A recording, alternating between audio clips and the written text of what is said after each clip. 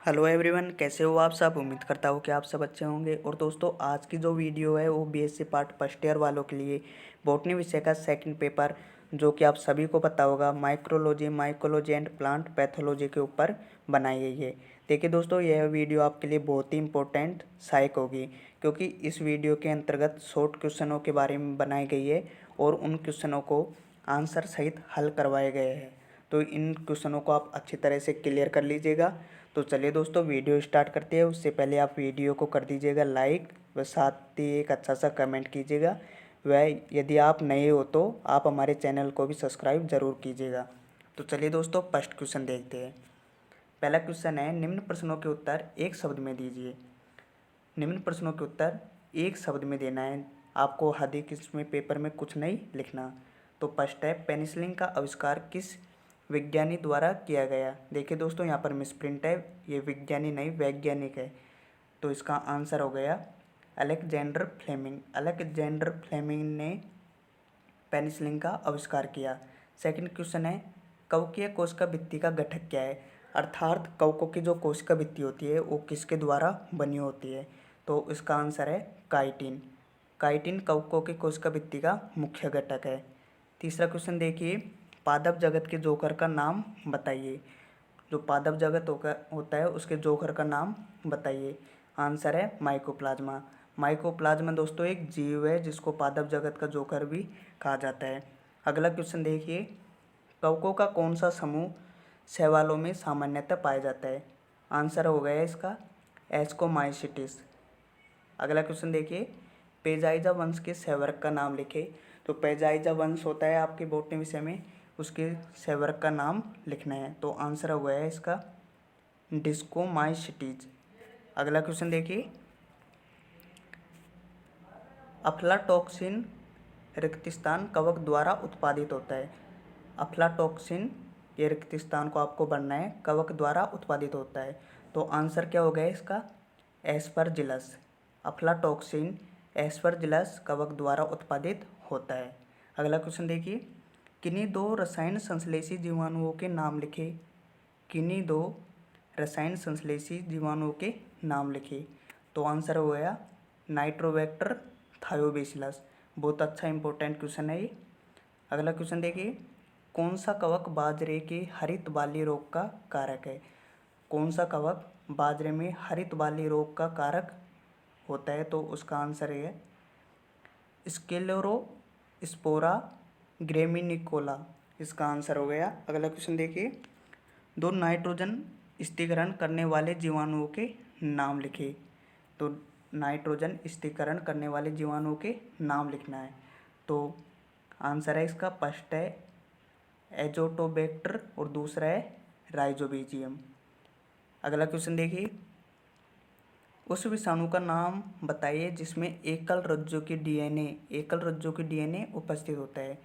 तो इसका आंसर हो गया फाइएक्स डैश 174 ब्रैकेट 5x डैश 174। इसका आंसर हो गया। अगला क्वेश्चन देखिए, कौन सा कवक जौ में आवर्त कंड रोग का कारक होता है।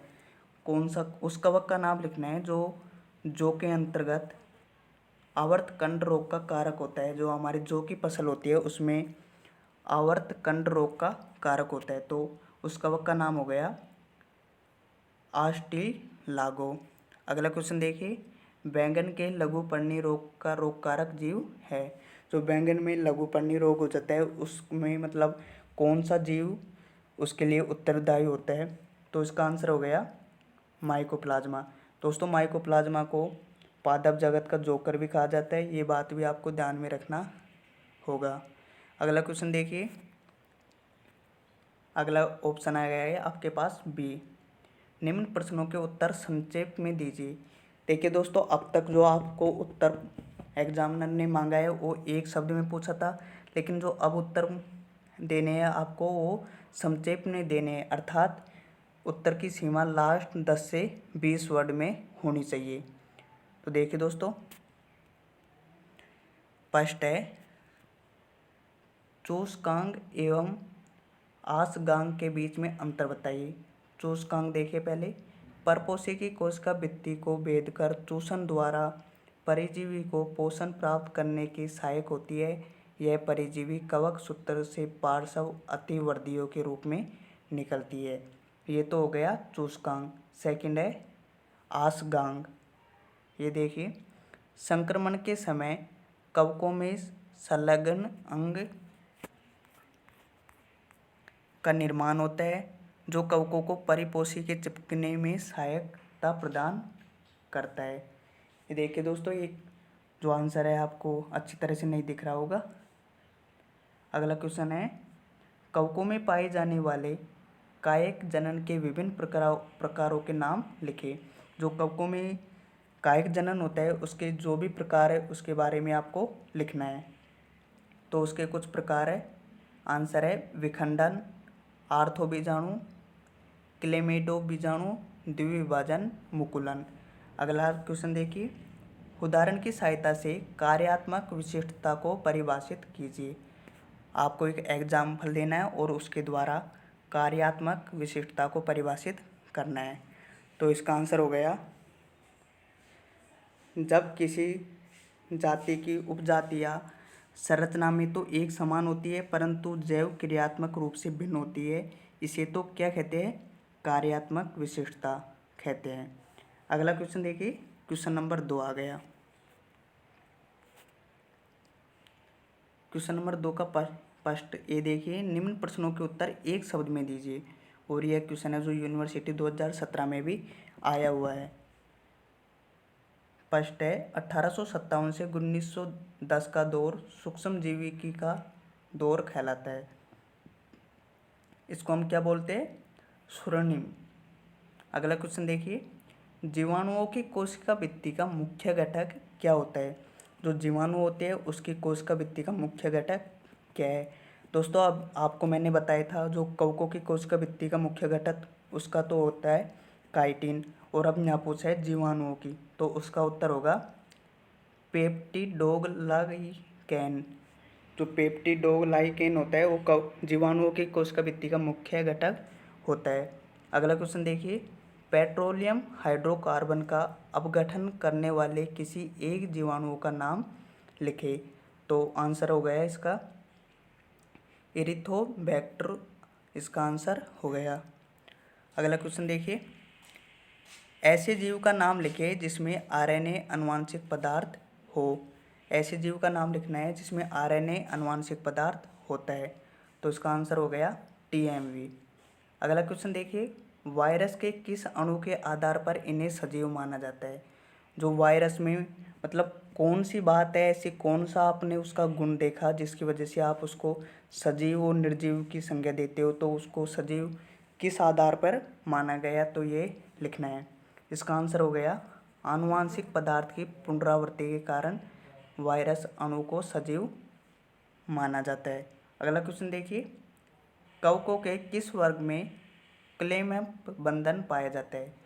आंसर हो गया इसका बेसिडियोमाइसिटीज, इसका आंसर हो गया। अगला क्वेश्चन देखिए, फाइकोमाइसिटीज में पाए जाने वाले लैंगिक जनन में से किसी एक का नाम लिखे। आंसर क्या हो गया इसका समयुग्मकी। अगला क्वेश्चन देखिए, बोर्डेक्स मिश्रण के घटक क्या है। आंसर है इसका कॉपर सल्फेट, चूना व पानी इसका घटक होता है। जो बोर्डेक्स मिश्रण होता है उसका घटक पूछा है तो इसका घटक अच्छी तरह से याद कर लीजिएगा, कॉपर सल्फेट, चूना व पानी होता है। अगला क्वेश्चन देखिए,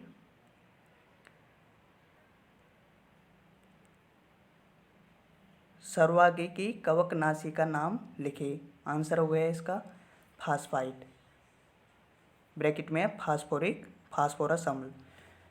अगला क्वेश्चन देखिए, होलोबेसिडियम एवं फ्रेगमोबेसिडियम में क्या अंतर है।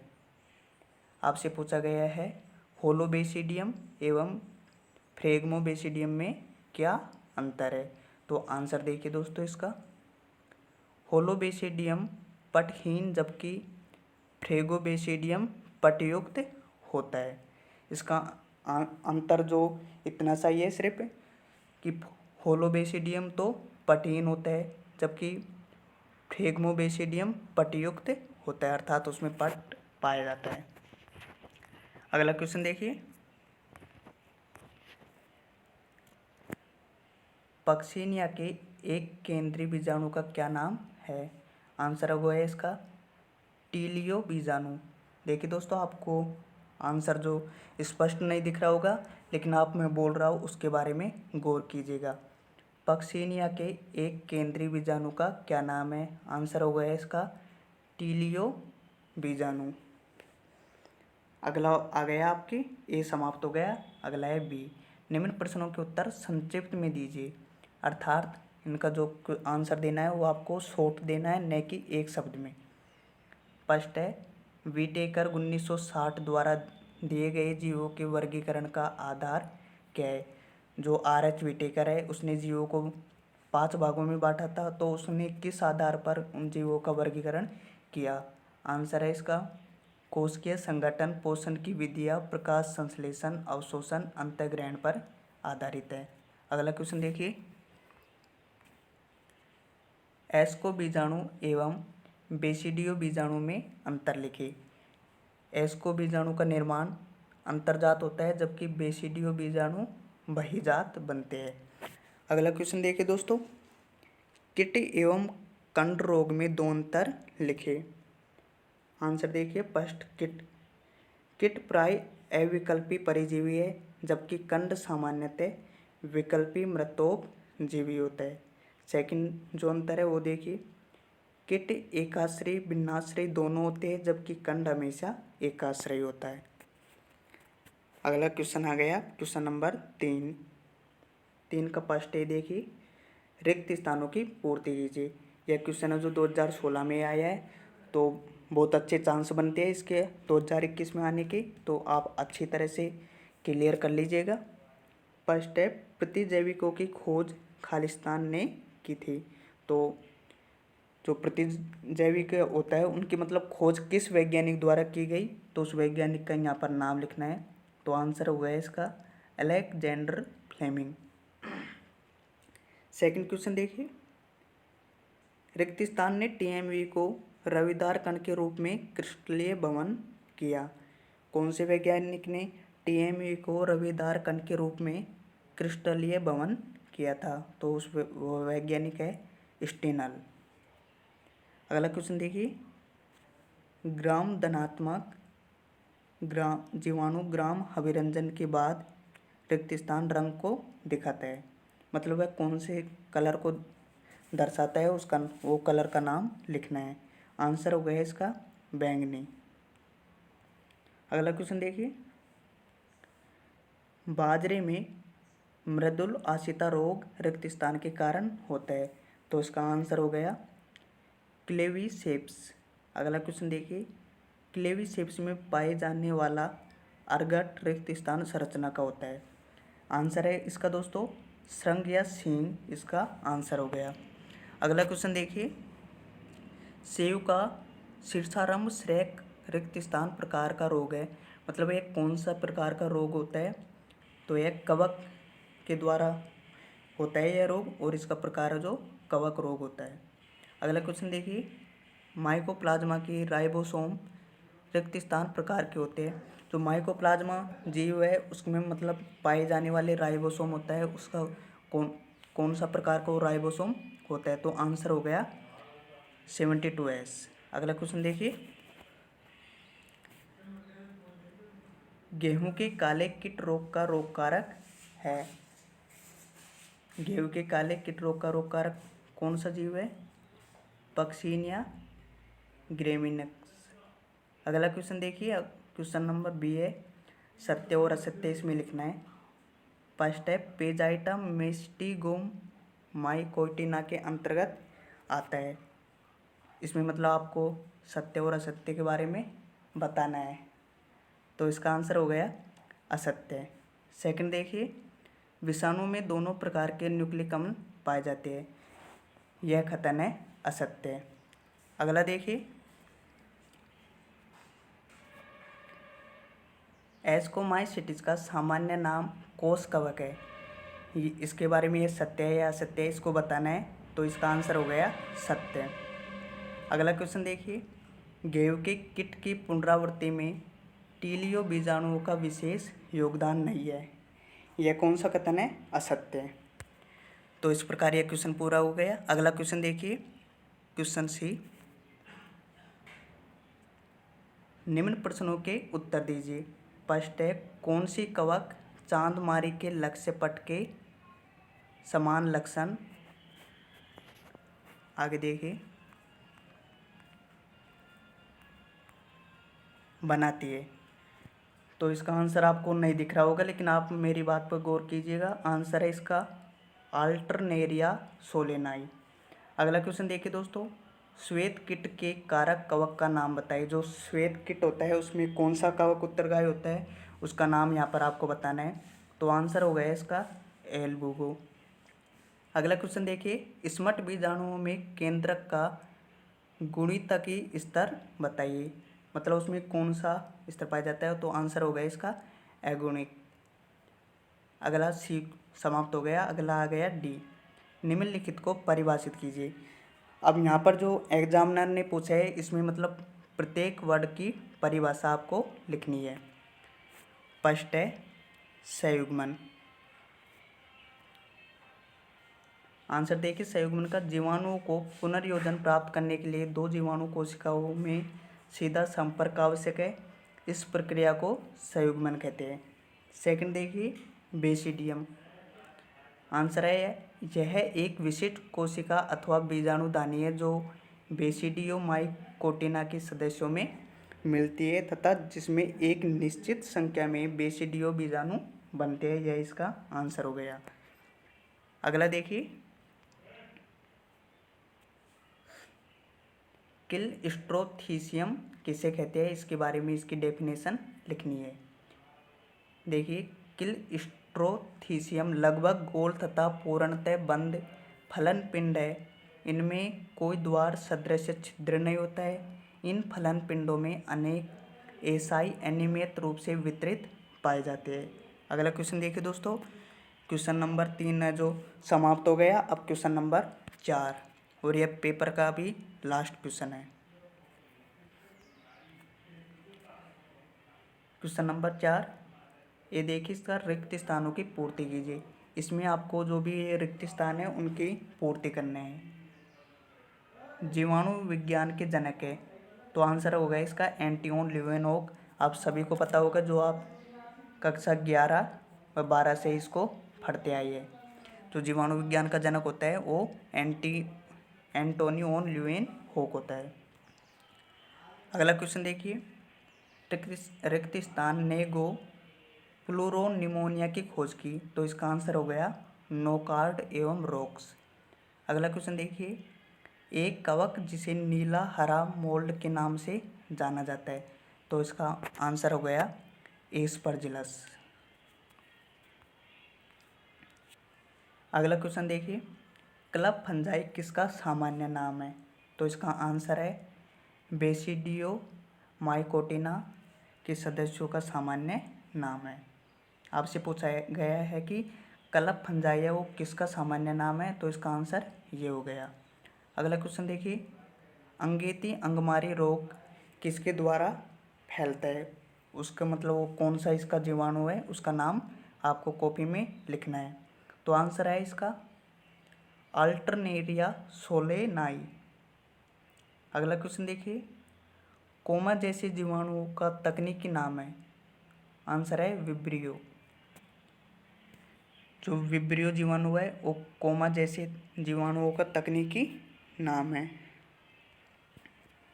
अगला क्वेश्चन है, लेग्यूमस की जड़ ग्रंथियों में पाए जाने वाले जीवाणुओं का नाम है। तो आंसर होगा इसका राइबोजियम लेग्यूमिनोसेरम, इसका आंसर हो गया। अगला क्वेश्चन देखिए, साइनो जीवाणु का नाम जिसमें हेट्रोसिस्ट पाया जाता है। तो इसका आंसर हो गया नोस्टॉक। अगला क्वेश्चन देखिए, ए समाप्त हो गया। अगला क्वेश्चन आ गया बी, सही या गलत लिखिए। इसमें देखिए दोस्तों, अब आपको सिर्फ इतना लिखना है कि जो क्वेश्चन है वो सही है या गलत है। फर्स्ट देखिए, जीवाणु लैंगिक जनन द्वारा प्रजनन करते हैं, यह कथन सत्य है या असत्य। तो यह गलत है। क्योंकि जीवाणुओं में लैंगिक जनन द्वारा प्रजनन नहीं करते। अगला क्वेश्चन देखिए, माइकोप्लाज्मा में कोशिका भित्ति का अभाव होता है। ये सही है, क्योंकि माइकोप्लाज्मा में कोशिका भित्ति नहीं पाई जाती। अगला क्वेश्चन देखिए, लाल कीट रोग एल्ब्यूगो द्वारा होता है। यह कथन असत्य है, क्योंकि जो लाल कीट रोग होता है वो एल्ब्यूगो द्वारा नहीं होता है।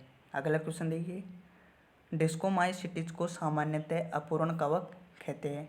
यह कथन असत्य है, क्योंकि डिस्कोमाइसिटिस है उसको सामान्यतः अपूर्ण कवक नहीं कहा जाता। अगला क्वेश्चन जो बी है आपका समाप्त हो गया। अगला क्वेश्चन है सी, निम्न का उत्तर दीजिए। फर्स्ट है, मृदुरोमिल आशिता का रोगजनक कौन है? तो आंसर वो है इसका स्क्लेरोस्पोरा, जो कि एक कवक है। अगला क्वेश्चन देखिए, कप फंजाई का नाम बताइए। आंसर होगा इसका पेजाइजा। कप फंजाई का नाम बताइए। कप फंजाई क्या है? पेजाइजा। अगला क्वेश्चन देखिए, एशियो बीजाणु है रिक्त स्थान केंद्रीय। आंसर होगा इसका एशियो बीजाणु। जो आपका सी है वो भी समाप्त हो गया। अगला है डी, निम्न को परिभाषित कीजिए। अब इनमें जो भी आपके ऑप्शन है उनके सबन को डेफिनेशन उनकी अच्छी तरह से लिखनी है। फर्स्ट है पराक्रमण। तो आंसर देखिए पराक्रमण का, एक जीवाणु कोशिका से आनुवांशिक पदार्थ का स्थानांतरण दूसरे जीवाणु कोशिका में जीवाणु भोजी के माध्यम से होता है, इसको पराक्रमण कहते हैं।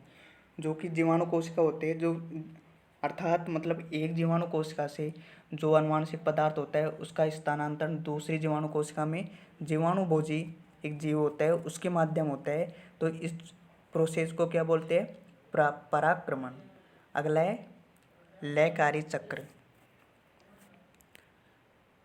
लयकारी चक्र, तो आंसर देखिए, उग्र या लयनकारी विभोजी संक्रमण के बाद जीवाणु कोशिका को नष्ट कर देते हैं तथा इसमें विभोजी के डीएनए की पुनरावृत्ति के बाद नए विभोजी कण बनते हैं जो परपोषी कोशिका के फटने से बाहर आ जाते हैं। इस क्रिया को लयनकारी चक्र कहते हैं। अगला क्वेश्चन देखिए, डोल छिद्रीपट। डोल छिद्रीपट क्या होती है? इसकी डेफिनेशन लिखनी है।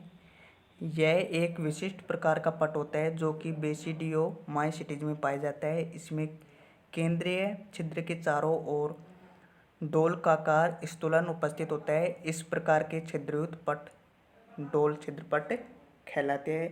तो इसी के साथ दोस्तों आपकी जो वीडियो है वो समाप्त हो गई, और अगली वीडियो है जो बहुत जल्द लेके आएंगे।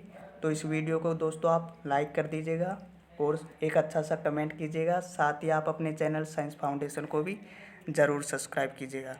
जय हिंद।